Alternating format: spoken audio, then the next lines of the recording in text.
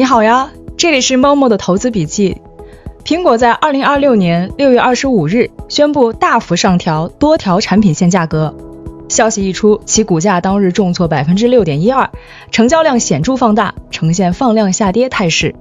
我對蘋果的基本面、技術面、估值水平以及分析師預期做了全面梳理。今天直接給大家分享我的核心結論，建議增持，並且可以逢低分批加倉。不過有個關鍵前提需要明確，這次大跌究竟是市場情緒過度反應導致的超跌，還是意味着趨勢已經逆轉？接下來我會逐一拆解分析。至於具體的買入倉位、合適的進入點位以及止損設置，後面也會詳細展開說明。蘋果作為全球最賺錢的消費電子巨頭，無需過多介紹。不過最近幾個月，其股價正面臨雙重壓力：一是關稅影響，由於供應鏈主要分布在中國和東南亞，貿易政策的風吹草動都讓市場神經緊繃；二是 AI 競爭，市場持續追問蘋果的人工智能功能是否足夠強大，能否支撐起新一輪換機週期。在這兩個問題的疊加影響下，蘋果股價從6月初的315美元高點一路跌至如今的275美元，一個月內跌幅接近 11%。 股價走勢方面，蘋果公司股價最新報 275.15 美元，較前一交易日下跌 6.12%。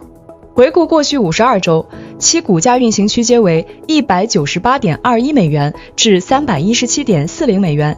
當前價格在這一區間中處於約 64% 的位置，較52周高點回落 13.3%， 但較52周低點仍有 38.8% 的漲幅。從近期走勢來看，蘋果股價在今年3月底於253美元附近完成築底，隨後股價自4月至5月持續反彈，5月底一度攀升至312美元。進入6月，股價在觸及315美元的近期高點後，開始出現放量回調。今日的 6.12% 跌幅是今年以來較為顯著的單日調整，股價已跌破布林帶下軌約280美元，最終收於 275.15 美元。技術指標方面， RSI 14目前為 32.2， 已接近超賣区域， MACD 指標形成死叉，柱狀圖轉為負值， KDJ 的 J 值跌至 13.3， 進入極端超賣區間。 EMA 12與 EMA 26也已形成死叉，分別位於293美元和295美元附近。我們來聊聊估值。先給個結論，當前估值不算便宜，但也沒到泡沫的程度，屬於合理偏貴的水平。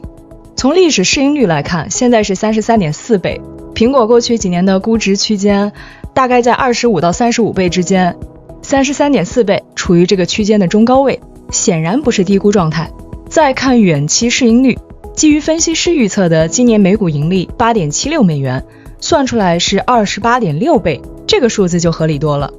放在增速 16% 到 22% 的成長型公司裡，這個估值並不算離譜。PEG 是 2.37， 這個數值確實偏高。一般來說 PEG 超過2就意味着需要盈利增速持續兌現才能撐住估值，容錯空間比較小。要是哪個季度增速沒達到預期，市場反應可能會比較敏感。綜合來看，當前這個價位定價風險不算大，但也不是特別便宜，更多是技術面超跌帶來的機會，而非估值上被明顯低估了。基本面這塊先說亮點，再說問題。蘋果的盈利能力是真的強，毛利率 47.9%， 營業利潤率 32.3%， 淨利率 27.2%。再看 ROE 是 141%， 這個數字看起來很誇張，需要解釋一下。蘋果的 ROE 高，不是靠借很多錢撐起來的，而是因為蘋果多年來持續大規模回購自家股票，把賬面净資產壓得極低，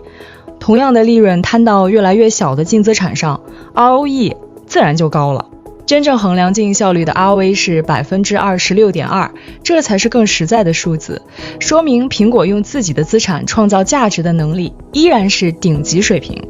現金和負債方面，蘋果賬上有680億美元現金，總負債850億，淨負債大約160億，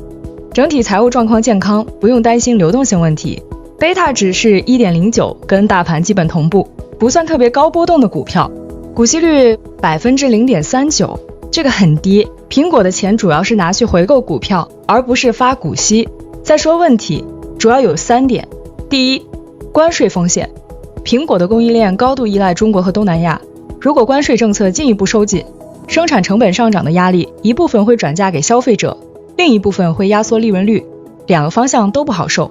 第二，中國市場，蘋果在中國的營收佔比大概15%到18%，華為回歸高端市場之後，蘋果的中國份額承受了明顯壓力，這個競爭格局短期內看不到逆轉。第三， AI 能不能撐起換機？ Apple Intelligence 功能到現在為止，市場的評價是中規中矩，遠沒有到非升級不可的程度。如果這一輪 AI 手機的換機周期最終被三星或者安卓陣營更好的 AI 功能搶走，蘋果的增長預期就需要下修了。我基於公開信息梳理了3種蘋果未來的經營情景，多頭情景，概率 35%， 目標價$320到$400，觸發條件 Apple Intelligence 功能在秋季 iOS 更新後獲得市場高度認可， iPhone 18 Pro 及折疊屏發布後掀起一輪明顯的超級換機周期，服務業務利潤率突破 55%， 同時印度產能完成供應鏈替代，關稅衝擊被較好的對沖。在這個情境裡 FY 2027的 EPS 可能超過$10，市場給出30倍以上的估值溢價，股價有望回到甚至突破歷史新高。基礎情景概率 45%， 目標價$285到$320，這是我認為最可能發生的情景。